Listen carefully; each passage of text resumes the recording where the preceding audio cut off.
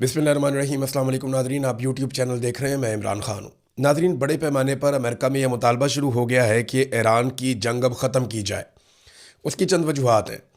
एक तो ये है कि डोनाल्ड ट्रंप ने जो मुहासरा कर लिया है वो काफ़ी महंगा पड़ेगा अमेरिका को, और अगर ये स्टैंड स्टिल पोजीशन रहती है तो अमेरिका का ख़र्चा बहुत ज़्यादा बढ़ता चला जाएगा। अब ये ख़र्चा पूरा कहाँ से करना है?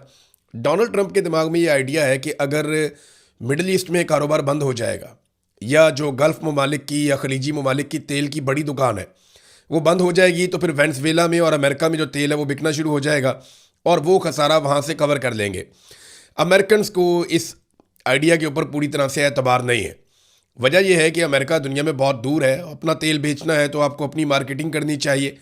दूसरी जगह पे प्रॉब्लम क्रिएट करके आप अपने इत्तेहादियों को नाराज़ करेंगे और अमेरिका दुनिया में तनहा होता चला जाएगा। जंगबंदी के लिए कैलिफोर्निया के गवर्नर ने भी एक स्टेटमेंट दिया। उन्होंने कहा जी फौरी तौर पे जंग बंद की जाए। इसके अलावा जो है वो आपको पता है न्यूयॉर्क का मेयर है वो पहले ही खिलाफ है। फिर डेमोक्रेट जो सेनेटर हैं चक शूमर, उन्होंने भी मुतालबा किया है। यक के बाद दीगरे मुतालबात सामने आ रहे हैं। अमरीकी मीडिया इस जंग और जंग के नतीजे में होने वाले नुकसानात को ना सिर्फ बता रहा है बल्कि इस जंग की मुखालफत कर रहा है। एक और चीज़, ये जो मुहासरा अब डोनाल्ड ट्रंप ने किया ना, ये तका देने वाला मुहासरा होगा। और इतने बड़े पैमाने पर फ़ौज को मिडल ईस्ट के अंदर रखना, फिर उनको वहाँ पे एक्टिव रखना, फिर मुहासरे को जारी रखना, और फिर बड़ी बड़ी आलमी ताकतों के मफादात से टकराते रहना, ये अमेरिका के मफाद में कभी नहीं होगा। फिर डोनाल्ड ट्रंप ने एक और बात की कि अगर आबना हुर्मुज़ खुल भी जाती है तो 6 महीने हमें लग जाएंगे उसको क्लियर करते हुए, क्योंकि अमेरिका ये समझता है वहाँ पे बारूदी सुरंगें। अब ये 6 महीने का टाइम भी वो इसलिए कर रहे हैं कि दुनिया में जितने भी बड़े बड़े ऑयल टैंकर्स हैं वो अब खलीजी ममालिक की तरफ जाने की बजाय खौफ की वजह से कि यहाँ पे हमारे टैंकर तबाह हो सकते हैं, वो अमेरिका की तरफ जाएं।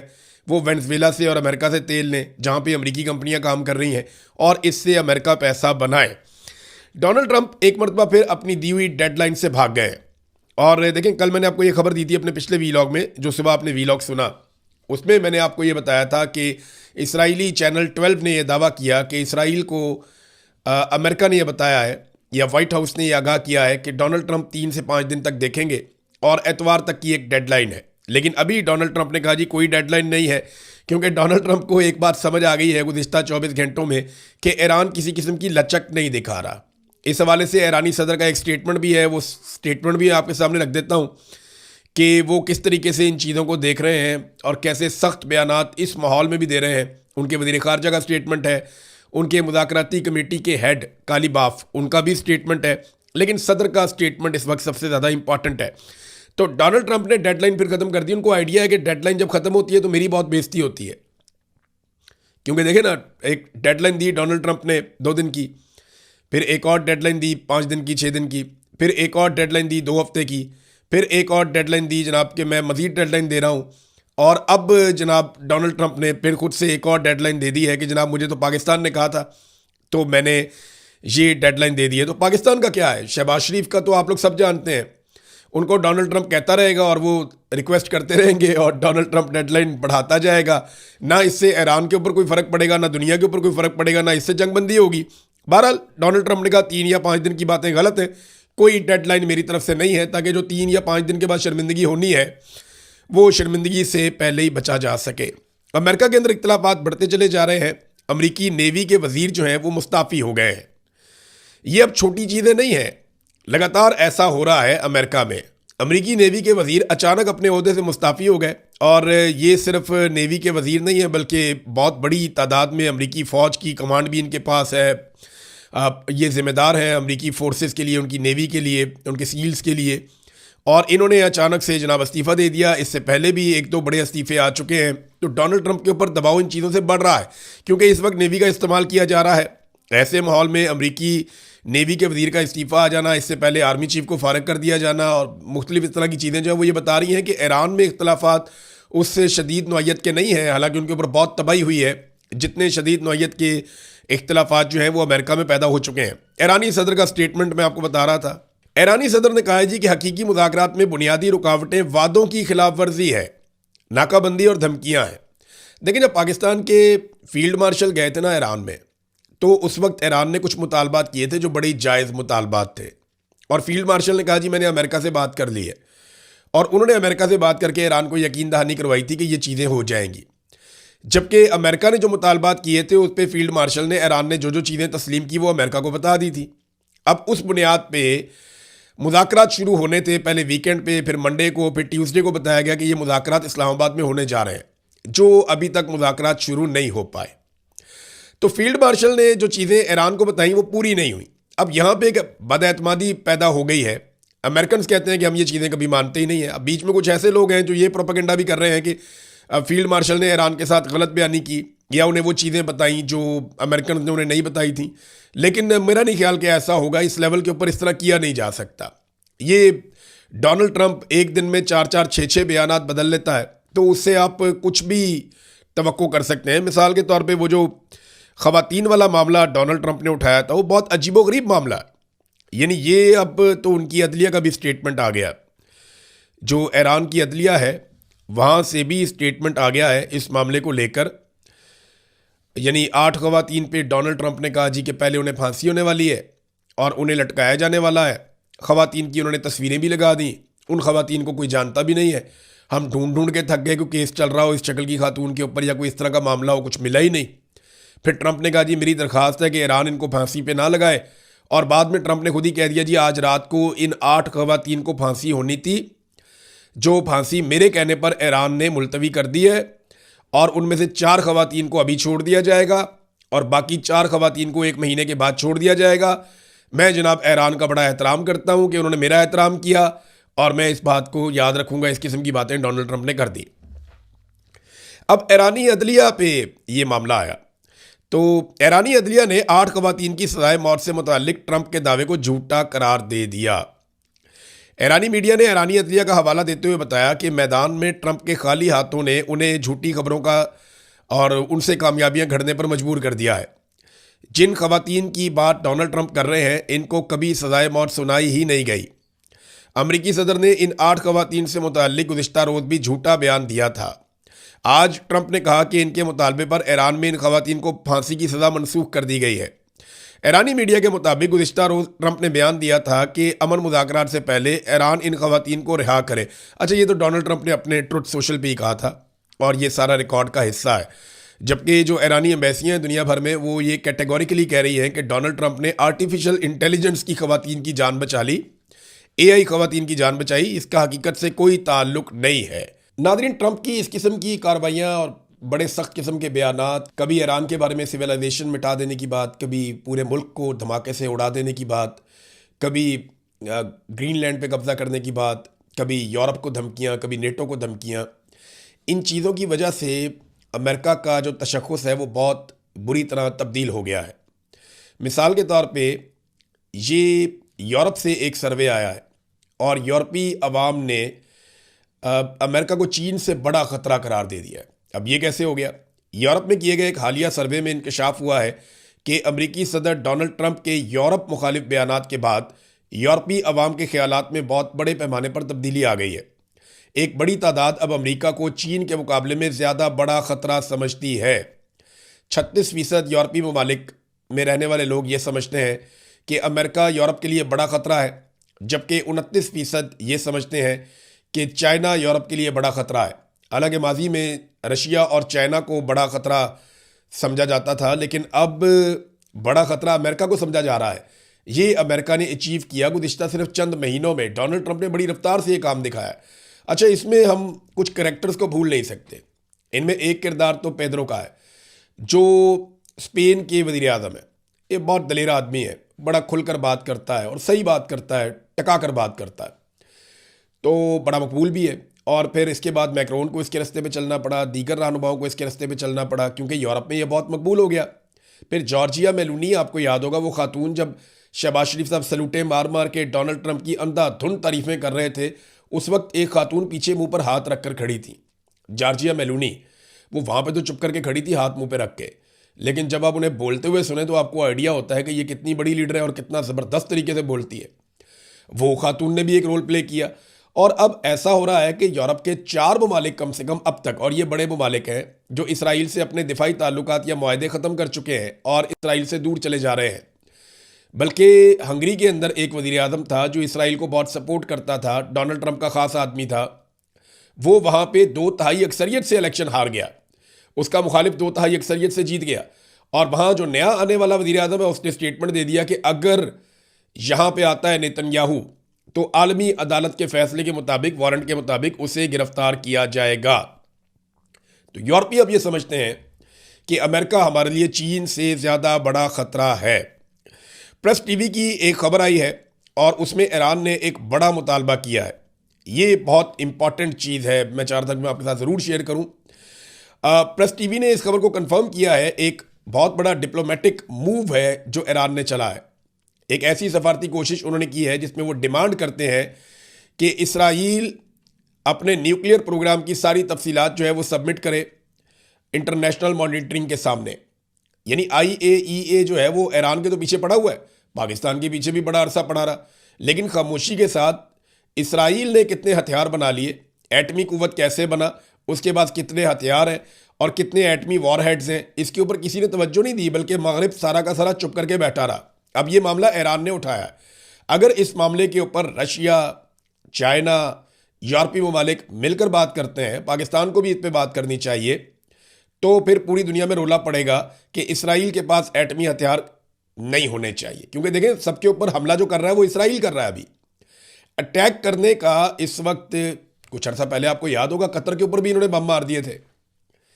तो अटैक करने में तो ये 1 मिनट लगाते हैं, इसराइली इनका तो झाका खुला हुआ है, लिहाजा इनके पास एटमी हथियार होना ज़्यादा खतरनाक बात है।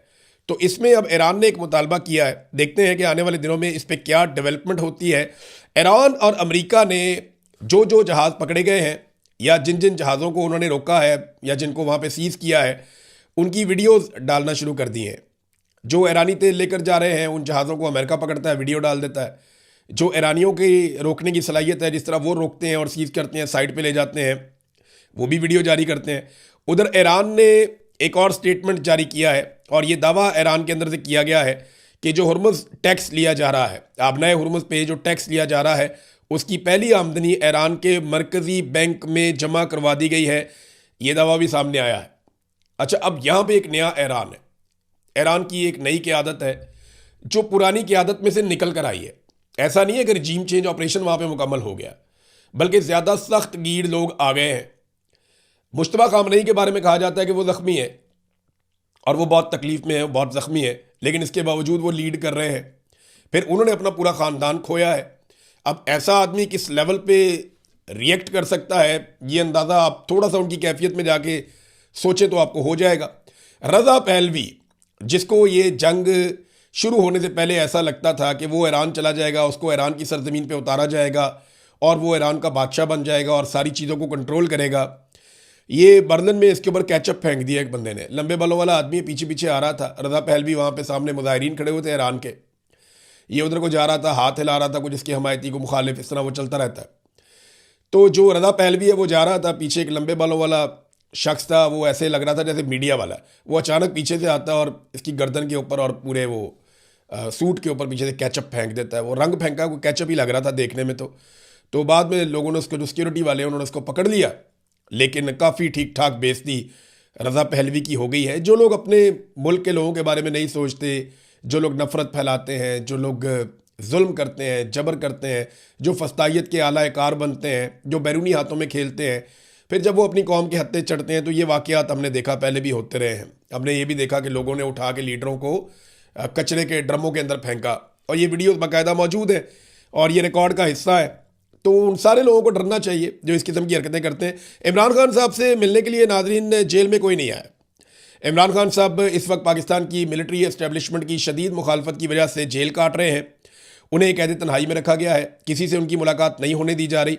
फ़हीम अख्तर मलिक साहब की रिपोर्ट, उसके मुताबिक इमरान खान साहब को जेल में मिलने एक मरतबा फिर कोई नहीं आया। जो नाम दिए गए थे 6 नाम, उनमें सेनेटर फलकनाज चित्राली, फ़ज़ल इलाही, एहतशाम खान, सरदार गुलाम अली असगर खान लहरी और सैयद नसीबुल्लाह आगा और चौधरी जावेद अख्तर गुज्जर के नाम शामिल थे।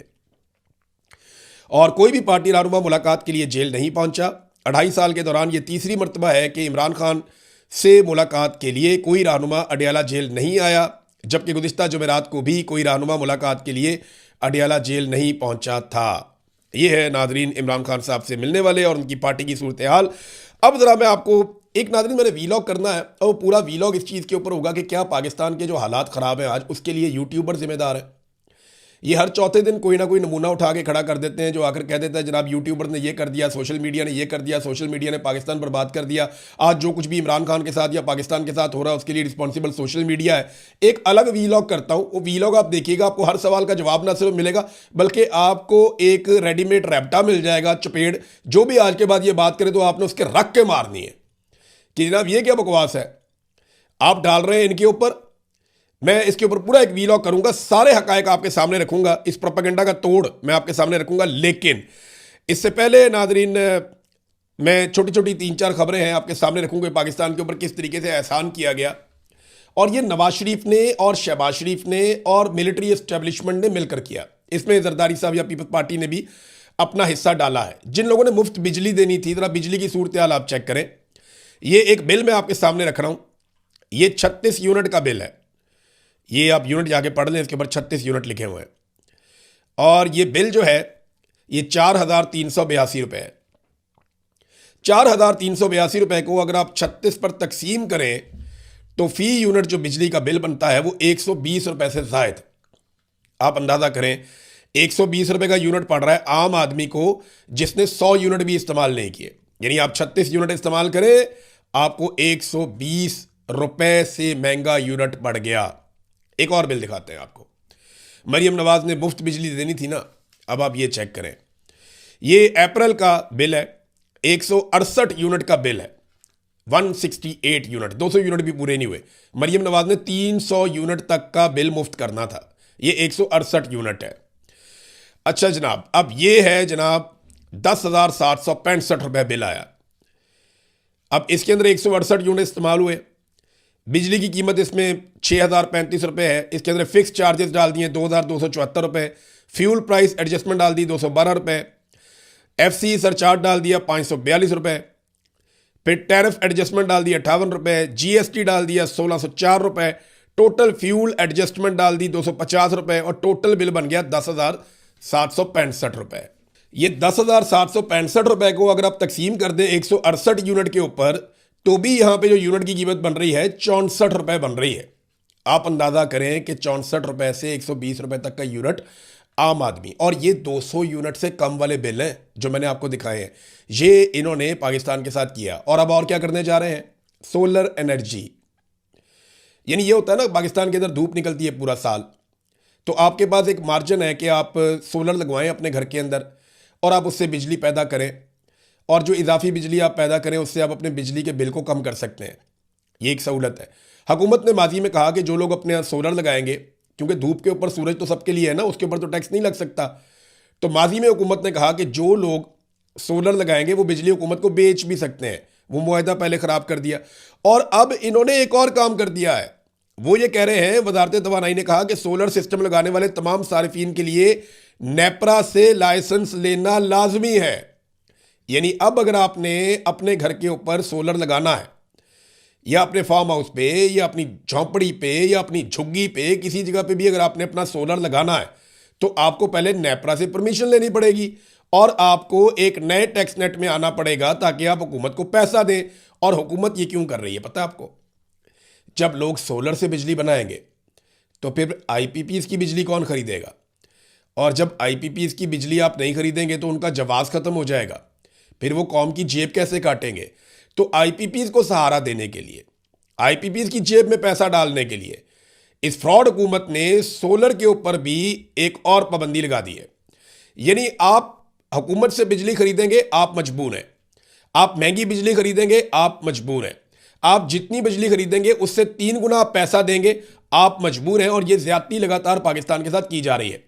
हम 2000 अरब से जायद, हम गरीब मुल्क हैं, 2000 अरब रुपए से जायद पैसा हम दे देते हैं सिर्फ इन कंपनियों को। सिर्फ इन कंपनियों को हम ये पैसा दे देते हैं आईपीपीज़ को, क्योंकि नवाज शरीफ और शहबाज शरीफ ने और मिलिट्री एस्टेब्लिशमेंट ने इनके साथ मुआहदे कर रखे थे और इनके फ्रंटमैनों के ये सारे के सारे मंसूबे हैं। अब ये पैसा इनके घरों में जा रहा है, तो ये चाहते हैं कि आईपीपीज़ हमेशा चलते रहे, हमेशा चलते रहे, इनकी दिहाड़ी लगती रहे और कौम की जेबें कटती रहे। ये है तरीका वारदात जो ये हमेशा से करते हैं। इन्होंने एक पावर प्लांट लगाया था, नंदीपुर पावर प्लांट। मैं अभी आपको साहिवाल पावर प्लांट का भी बताऊंगा, जो कोल पावर प्लांट इन्होंने लगाया था। उस वक्त मैंने शहबाज शरीफ को जाती हैसियत में मना किया था कि ये काम मत कीजिएगा, लेकिन ऐसी तबाही फेरी उन्होंने, क्योंकि एक्सपर्ट्स की रिपोर्ट्स आ रही थी, मैंने सारी स्टडी की थी, हर चीज ला के उनके सामने शहबाज शरीफ के रखी थी, लेकिन वो नहीं माना ना, पैसा बहुत था। अब नंदीपुर पावर प्रोजेक्ट उन्होंने लगाया, सिर्फ 95 मेगावाट बिजली बनी है उससे, बस सिर्फ उससे 95 मेगावाट बिजली इन्होंने पैदा की, और एक ही मरतबा पैदा की। 4 दिन के बाद जनाब ये पावर प्लांट बंद हो गया। इनकी नाअहली की वजह से पावर प्लांट बंद हो गया और ये आज तक बंद पड़ा है। अपनी जान बचाने के लिए इन्होंने इसके रिकॉर्ड को आग लगा दी, और जो इसका इंचार्ज था उसको सदारती अवार्ड भी दे दिया। अंदाजा करें आप, ये है नाजरीन इनका काम। इन्होंने कौम को, मुल्क को ऐसे लूटा है कि जैसे कोई डाकू भी नहीं लूटता, जो इन्होंने इस मुल्क के साथ कर दिया। नेक्स्ट व्लॉग में और कुछ चीज़ें आपको बताऊंगा। अब तक के लिए इतनी, अपना ख्याल रखिएगा, अपने चैनल का भी। अल्लाह हाफ़िज़।